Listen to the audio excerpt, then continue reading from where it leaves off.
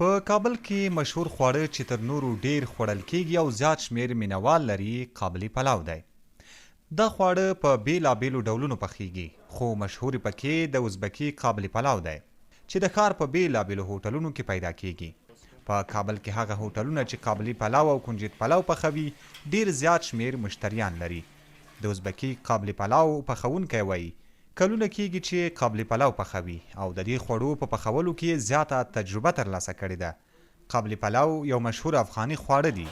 نو دا چې څنګه دا خواړه تیاریږي او څه ته پکې اړتیا ده له پخونکي څخه یې اورو. قابلی را زیاتر خوش داره دی. دلته خلک کابلی ډېر خوښوي. د کابل لپاره ځانګړې د خوسي غوښه وي چې هغه موږ له وطن څخه راغواړو، ځکه په هر ډول غوښه کې کابلی پلو نه پخیږي. کابلی پلو ته لومړی غوښه ټوټه کیږي، بیا یې د سهار لخوا د کنجد غوړیو کې اچوو، بیا له هغه وروسته ورته پیاز تیاروو، بیا لومړی غوښه او بیا پیاز ور اچوو، بیا نرم اور پسې بلوو او ترڅنګ یې چینایي مالګه او د ضرورت وړ اوبه هم ور اچوو. دا په همدې نرم اور پسې شاوخوا 3 ساعته ږدو ترڅو او غوښه نرمه شي.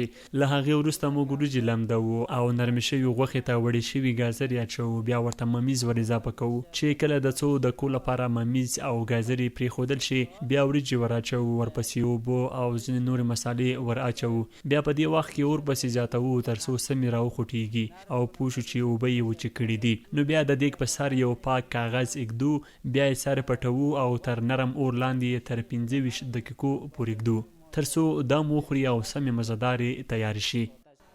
دلته راغلي مشتریان وایي قابلی پلاو د افغانانو د خوښې خواړه دي او ډیر کله په ودونو او میلمستیاو کې هم د نورو خوړو ترڅنګ قابلی پلاو تیاریږي.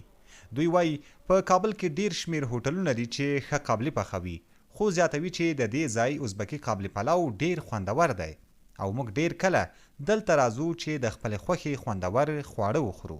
افغاني پلاو د افغاني کلتور ده. موږ دا تقریبا 15 کاله کېږي دغه هوټل ته راځو او ښه غذا راکوي.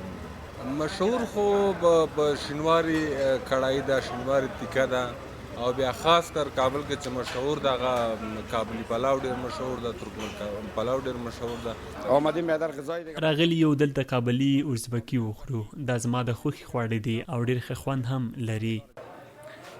زه دا مهال د هوټل په پخلنځي کې یم. دلته چې تاسو ګورئ یو اشپز او بل ورسره مرستیال دی. دا وخت غرمه ده، بیرون ډیر زیات کسان راغلي دي، دوی مشتریان راغلي دي، هغه کسان چې ازبکي پلاو ډیر زیات خوښوي د خوړو لپاره راغلي. اوس مهال یو دیګ بیخي په خلاصېدو دی. استادان په بیړه باندې غواړي چې د 3م دیګ لپاره تیاری ونیسي.